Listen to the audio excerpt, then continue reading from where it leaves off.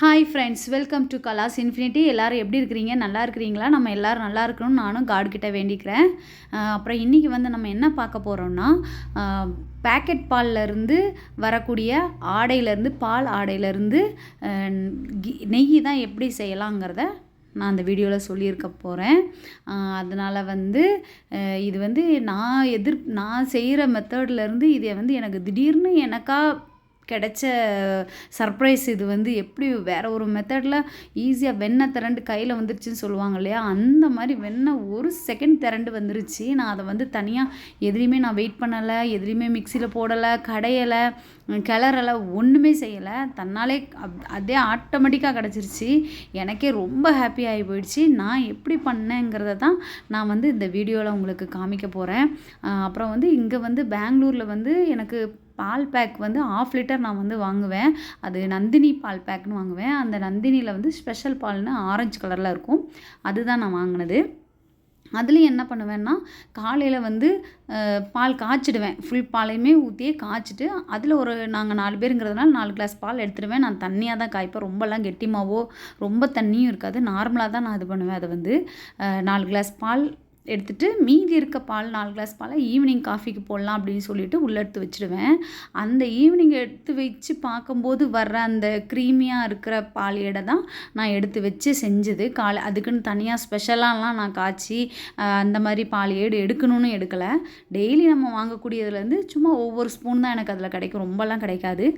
அப்போவுமே எனக்கு 1.5 month 2 month 1.5 மாதம் 2 மாதத்துலேயே வந்து கிடச்சி தான் இந்த ஒரு சின்ன பாக்ஸில் சில்வர் பாக்ஸ்லேயே நான் எடுத்து வச்சுட்டு இருந்தேன். அதில் கிடச்சி தான் செஞ்சேன். இதில் வேறு ஒன்றும் இல்லை. நீங்கள் பாருங்கள், இது லாஸ்ட் வரைக்கும் இந்த வீடியோவை பாருங்கள். நானே ரொம்ப ஹாப்பி ஆகிட்டேன். என் பொண்ணு நானும் ரொம்ப நான் கிளறி விட்டுட்டு நாளைக்கு மறுநாள் தான் செய்யலான்னு என்னோடய பிளான் இருந்துச்சு. ஆனால் கிளறும் போதே வெண்ணெய் அப்படி திரண்டு வந்துருச்சு. ரொம்ப ஹாப்பி ஆகி போச்சு. ப்ளீஸ் இதை நீங்கள் பாருங்கள், எப்படி வந்திருக்குதுன்னு மட்டும் நீங்கள் வந்து இந்த வீடியோவில் பார்த்துட்டு நீங்களும் ட்ரை பண்ணுங்கள். கண்டிப்பாக ரொம்ப ஈஸியாக இருக்குது. நானும் இது இப்படி ஒரு ஆசையில் நான் திரும்பவும் எடுத்து வைக்க ஸ்டார்ட் பண்ணிட்டேன். இப்போ வந்து பாலாடை வந்து எடுத்து வச்சு நெக்ஸ்ட் டைமும் இதை மாதிரி செஞ்சு பார்க்கலாம், வருதான்னு பார்க்கலான்ட்டு நானும் திரும்பவும் எடுத்து வச்சுருக்கேன். அதுவும் எப்படி வருது அடுத்த வாட்டி நான் வந்து செஞ்சுட்டு உங்களுக்கு நான் வந்து சொல்கிறேன். அப்புறம் வந்து பால் காய்ச்சிட்டு ஆறுனதுக்கப்புறம் ஃப்ரீசரில் எடுத்து வைக்கல. நார்மலாக தான் நான் ஃப்ரிட்ஜில் தான் வச்சுருந்தேன். ஃப்ரீசரில் வைக்கலை, சும்மாவே நார்மலாகவே வச்சாலும் போதும். அப்புறம் நம்ம வந்து இது வந்து நம்ம பால் ஆடை எடுக்கிறோம்ல, அது மட்டும் ஸ்டீல் பாக்ஸில் எடுத்துகிட்டு ஃப்ரீசர்லேயே நான் வச்சுருந்தேன். அதே மாதிரியே நீங்களும் பார்த்துக்கோங்க. இப்போ நம்ம வீடியோக்குள்ளே போயிடலாம் வாங்க. பாருங்கள், இந்த சில்வர் பாக்ஸில் தான் நான் வந்து இந்த மாதிரி பால் எடுத்து வச்சுருந்தேன். பாருங்கள், தயிர் கூட விட்டுட்டேன். நம்ம இதை வந்து கிளறி விட்டுட்டு மார்னிங் வந்து எடுத்து காய்ச்சிக்கலாம் அப்படின்னு சொல்லிட்டு நைட்டு 10:30 மணிக்கு இப்படி காய்ச்சிட்டு இப்படி கிளறேன். இப்படி தயிரை விட்டுட்டு 1 ஸ்பூன் விட்டுட்டு இப்படி கிளறேன். தன்னாலே வந்து வெண்ணெய் அப்படியே உருகி வந்துருச்சு. அப்படியே வெண்ணெய் வந்து உருண்டு வந்துருச்சு. அப்படியே தனியாக வந்துருச்சு அப்படியே அந்த பாக்ஸுக்குள்ளேயே.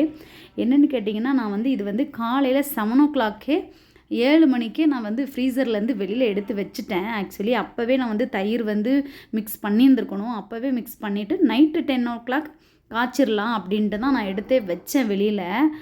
ஆனால் அப்படி காய்ச்சிருந்தா கூட இந்த பாருங்கள், இப்போ நான் செய்கிறேன்ல இதை மாதிரி தான் தயிர் மாதிரி தான் இருந்திருக்கும், காய்ச்சிருந்துருப்பேன்.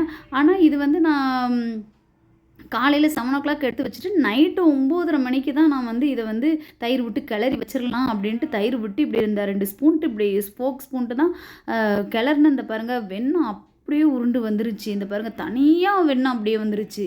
எனக்கே ரொம்ப ஆச்சரியமாகி போச்சு. இது பாருங்கள், ஃபுல்லாக வெண்ணெய் வந்துருச்சு. இனிமே அப்போ வெயிட் பண்ணவே தேவையில்லையே, காலையில் வரைக்கும் வெயிட் பண்ண வேண்டாம்.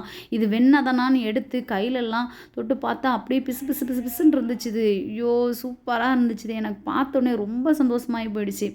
அப்புறமா தான் என்ன பண்ணலாம், இதை உடனே நம்ம வந்து அப்போது உரிக்கிறது தான் கரெக்டு, காலையிலைக்கு வெயிட் பண்ணக்கூடாது அப்படின்னு நினச்சி உருக்கிறதுக்கு ரெடி பண்ணிகிட்டு இருந்தேன்.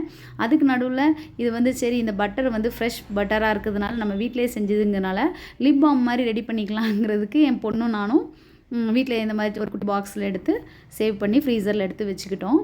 அதுக்கப்புறம் மீதி இருக்கிறது தான் இப்போ என்ன பண்ணனே தெரியல. நம்ம என்ன பண்ணலாம், இப்போவே பண்ணிடலாமா இல்லை காலையில் உருக்கலாமா, இது கரெக்டு தானா, இது வெண்ணெய் தானான்னு ரொம்ப நேரம் அந்த கன்ஃபியூஸ் எனக்கு இருந்துகிட்டே இருந்துச்சு. அப்புறம் தான் சடனாக சரி அப்படின்ட்டு இது எடுத்துடலாம், வெண்ணெய் எடுத்து நம்ம உரிக்கலாம் இப்போவே அப்படின்னு முடிவு பண்ணிவிட்டு ஒரு பவுலில் வந்து தண்ணி எடுத்துக்கிட்டு அதிலேயே இதில் தான் கொட்டணுமா, இதில் கொட்டிடலாமா அப்படின்லாம் யோசித்து அதுக்கப்புறமா ஊற்றிட்டு அதுக்கப்புறம் அங்கே பாருங்களேன், வெண்ணெய் பாருங்கள் எப்படி விழுது பாருங்கள். அப்படி தனியாக வெண்ணெயே வந்துருச்சு. நான் இதில் வந்து எதுவுமே இந்த ஃபோக் ஸ்பூன்ட்டு 2 வாட்டி தான் அப்படி சுற்றினேன். அவ்வளோதான் வெண்ணெய் வந்துருச்சு. ரொம்ப சந்தோஷமாக இருந்துச்சு. வெண்ணெயெல்லாம் நம்ம கையிலலாம் எடுத்து இந்த மாதிரிலாம் ஒவ்வொருத்தங்க மிக்சியில் அடிச்சு அந்த காலத்துலலாம் மோர் கடைஞ்சிட்டு இப்படி வெண்ணெய்லாம் கையில் எடுத்தேங்கிறது வந்து நம்மளும் அப்படி செஞ்சு பார்க்கலாமேன்னு ரொம்ப ஆசையாக இருந்துச்சு. நான் இன்னொரு மெத்தடில் செஞ்சுருந்தா கூட இந்த மாதிரி வெண்ணெய் வந்திருந்திருக்காது. கையில் இப்படி எடுத்து நான் பார்த்துருக்குற மாதிரி கிடச்சிருந்துருக்காது. இது தன்னாலே அமைஞ்சுது பாருங்கள். வெண்ணெய் கையில் எடுக்கிறப்போ அவ்வளோ ஒரு ஹாப்பியாக இருந்துச்சு எனக்கு. சூப்பராக இருந்துச்சு. அதுவும் ஈஸியாக, அதுதான் மெயின். எதிர்பார்க்காம ஈஸியாக, அவ்வளோ ஈஸியாக கிடச்சிச்சு. எவ்வளோ வெண்ணெய் பாருங்கள். அந்த ஒரு சின்ன பாக்ஸ்லேயே இவ்வளோ வெண்ணெய் கிடச்சிச்சு எனக்கு.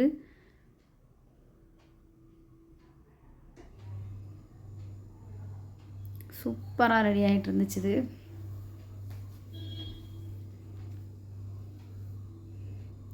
வெண்ணெய் நல்லா சாஃப்டாக இருக்குது. இப்போ வந்து அந்த தண்ணிக்குள்ளே போட்டதை எடுத்து நம்ம எந்த கடாயில் வந்து நம்ம காய்ச்ச போகிறோமோ அதுலேயே வந்து எடுத்து போட்டுக்கிறேன். கையில் கூட வரமாட்டேங்குது. தண்ணியை தொட்டு தொட்டு தொட்டு தான் அதுக்கப்புறம் தான் கையிலே எடுத்தேன். சூப்பராக அப்படியே தண்ணியில் தண்ணியில் அப்படியே நல்லா மிதந்துட்டு இருந்துச்சு. எல்லாம் இரும்பு கடாயில் காய்க்கணும் அப்படி இப்படின்னு சொல்லுவாங்க. அந்த காலத்துலலாம் பாட்டிங்களாம் இரும்பு கடாயில் தான் காய்ப்போம் அப்படின்னு சொல்லுவாங்க. ஆனால் நான் சும்மா இதிலே தான் நம்ம வீட்டிலே யூஸ் பண்ணுறதுல தான் காய்ச்சேன்.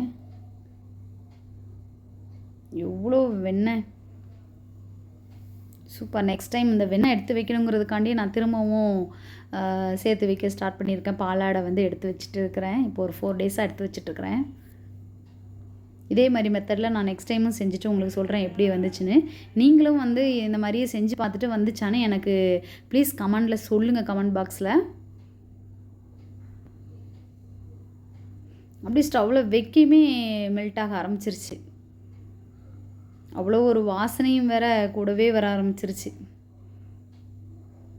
அர்ஜென்ட்டில் முருகரை கூட கிடைக்கல. நான் கருவேப்பிலை போட்டு தான் அதை லாஸ்ட்டில் ஃபைனலில் இறக்கி வச்சேன் போட்டு. சூப்பராக அந்த மாதிரி நிறையா நல்லா வந்துட்டு இருந்துச்சு. அப்படி கொஞ்சம் அந்த ஃபோக் ஸ்பூன் தான் நான் யூஸ் பண்ணேன். ஏன்னா பெரிய ஸ்பூனில் நெய்யெல்லாம் ஒட்டிக்குமே, வேஸ்ட் ஆகிடுமே அப்படிங்கிறதுக்காண்டி சின்ன ஸ்பூன்லேயே நான் கிளறி கொடுத்துட்டே இருந்தேன். சிம்லேயும் வச்சேன், மீடியம் வச்சேன், ஃபுல் ஃப்ளேம் வச்சேன். இப்படியே தான் மாற்றி தான், ஒரே இதுலலாம் இல்லை. கடன்னு வேலை ஆயிடுச்சு. அவ்வளோதான். அந்த பாருங்கள், இந்த மாதிரி நிறையா வந்துருச்சு இல்லையா. இப்போ வந்து கருவேப்பிலையோ முருங்கைக்கீரையோ ஏதாச்சும் ஒன்று போட்டுட்டு அப்படியே வந்து ஆஃப் பண்ணிடலாம் வந்து ஸ்டவ்வை வந்து. இதுதான் வந்து நம்மளுக்கு ஸ்டேஜ். எப்படி சொல்கிறதுன்னா ஃபைனல் ஸ்டேஜ் இதுதான். மேலே வந்து அந்த கீ கலர்லேயே பாருங்கள், நெய் கலர்லேயே மேலே வந்து அப்படி மேலே எகிரிட்டே இருந்துச்சு. ஒரு மாதிரி மேலே வந்துக்கிட்டே இருந்துச்சு. ஸ்டவ்வை சிம்மில் போட்டு பார்த்தேன், கிளறி பார்த்தேன், அப்படியே இருந்துச்சு. அப்போ சரி இதுதான் கரெக்டு ஸ்டேஜ் அப்படின்னு சொல்லிட்டு ஆஃப் பண்ணி வச்சுட்டேன்னா. அதுக்கப்புறம் தான் பார்த்தேன் இந்த மாதிரி இந்த பாருங்கள் நுரெல்லாம் அதுக்கப்புறம் தான் அடங்குச்சு. ஸ்டவ் ஆஃப் பண்ணதுக்கப்புறம் தான் நுரை அடங்கினதுக்கப்புறம் பார்த்தா நெய் இந்த கலரில் சூப்பராக இருந்துச்சு. நல்லா கோல்டன் கலரில் தகதான் இருந்துச்சு. இப்போது வந்து ஆறிடுச்சு. இப்போ வந்து நான் வந்து ஃபில்ட்ரு பண்ணிக்கலான்ட்டு எடுத்துகிட்டேன். நைட்டு வச்சுட்டு படுக்கிறதுக்கெலாம் மனசே இல்லை. உடனே எல்லாம் செஞ்சிடலாம் அப்படின்ட்டு வெண்ணெய் பார்த்த ஆசையில் கடன்னு வேலை ஆயிடுச்சு நைட்டு ஃபுல்லாக. அப்புறமா ஒரு சின்ன குட்டி பாக்ஸ் எடுத்துகிட்டு அதில் வந்து காட்டன் துணி வந்து நம்ம ரேஷன் கடைகளில் கொடுக்குறாங்கள்ல ஊர்லலாம், அது நான் இங்கே ஊருக்கு எடுத்துகிட்டு வருவேன். அது வச்சுருந்தேன். அதில் தான் வந்து இப்போ வந்து ஃபில்ட்ரு பண்ணலாம் அப்படின்ட்டு எடுத்து ஃபில்ட்ரும் பண்ணி ஆயிடுச்சு. பாருங்கள், லாஸ்ட்டில் ஃபைனலாக அப்படியே நல்லா அதை பிழிஞ்சு விடுறேன். ட்ராப்பாக விழுது.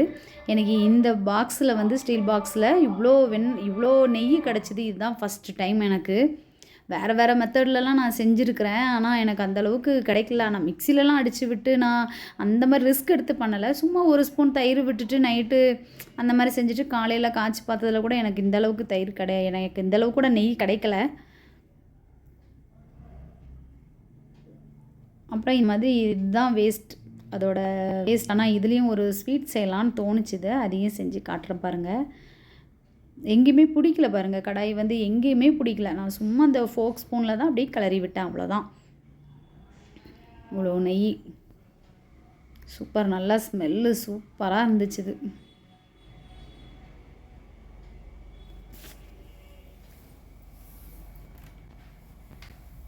இந்த பாக்ஸுக்கு ஒரு 3/4 பாக்ஸு ஒரு 300 ml இருக்கும். இது வந்து 1/4 லிட்டர்லேருந்து 300 ml இருக்கும்.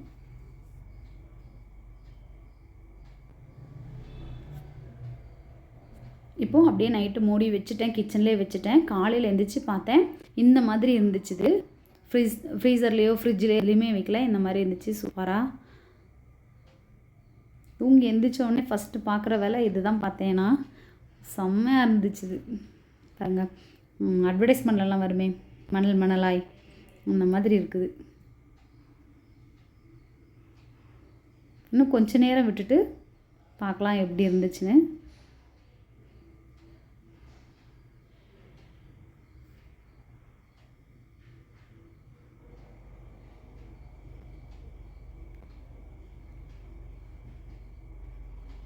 இன்னும் கொஞ்ச நேரம் விட்டுட்டு பார்த்தா இந்த மாதிரி இருந்துச்சு. இது இன்னும் நல்லா கொஞ்சம் கெட்டியாகிட்டு இருந்துச்சு.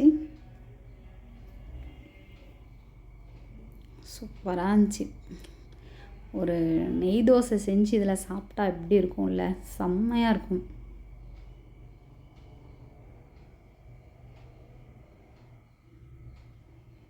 கீ ரைஸ் பண்ணலாம், எல்லாமே பண்ணலாம் இதில் வந்து. அடுத்து நெக்ஸ்ட்டு வந்து இதில் வந்து ஸ்வீட் செய்யலாம். இது கொஞ்சம் தான் எனக்கு கிடச்சி, கொஞ்சம் தான் எடுத்து வச்சேன். பாலாடைங்கிறதுனால எனக்கு கொஞ்சம் தான் லாஸ்ட், இந்த மாதிரி இவ்வளோ தான் இருந்துச்சு. இதிலையே ஸ்டவ்வை ஆன் பண்ணிவிட்டு, ஆன் பண்ணோடனே அதில் வந்து நெய்யெல்லாம் அப்படியே மெல்ட் ஆகி வந்துச்சு. இது அதுலேயே சக்கரை, அதுக்கு தேவையான அளவு ஸ்வீட் நம்ம கொஞ்சம் சக்கரை போட்டுட்டு, இது கூட கொஞ்சம் ஏலக்காய் பவுட்ரு இருந்தால் கூட இது கூட போட்டுக்கலாம். போட்டு அப்படியே கிளறிட்டே இருந்தேன். அந்த சக்கரெல்லாம் மெல்ட் ஆனதுக்கப்புறமா இந்த மாதிரி வந்துச்சுது. இது அப்படியே ஒரு பவுலில் ஊற்றிட்டு கொஞ்சம் நேரம் ஃப்ரீசரில் வச்சுட்டு எடுத்தேன்.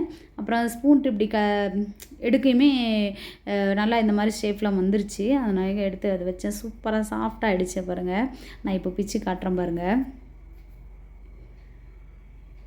பாருங்கள் எவ்வளோ சாஃப்ட்டு பாருங்கள், சூப்பராக இருந்துச்சு. இந்த ஸ்வீட் கூட சூப்பராக இருந்துச்சு. இது அவ்வளோ சாஃப்ட்டு. இந்த மாதிரி மெத்தடில் நீங்களும் உங்கள் வீட்டில் செஞ்சு பார்த்துட்டு கமெண்ட் பாக்ஸில் எனக்கு கமெண்ட் பண்ணுங்கள். நானும் இந்த மாதிரி இன்னொரு வாட்டி ட்ரை பண்ணிவிட்டு எப்படி இருந்துச்சுன்னு சொல்கிறேன். ப்ளீஸ் லைக் பண்ணுங்கள், ஷேர் பண்ணுங்கள், கமெண்ட் பண்ணுங்கள். நம்மளோட சேனலை சப்ஸ்கிரைப் பண்ணுங்கள். பக்கத்தில் இருக்க பெல் ஐக்கானையும் கிளிக் பண்ணிக்கோங்க. தேங்க்யூ, பாய்.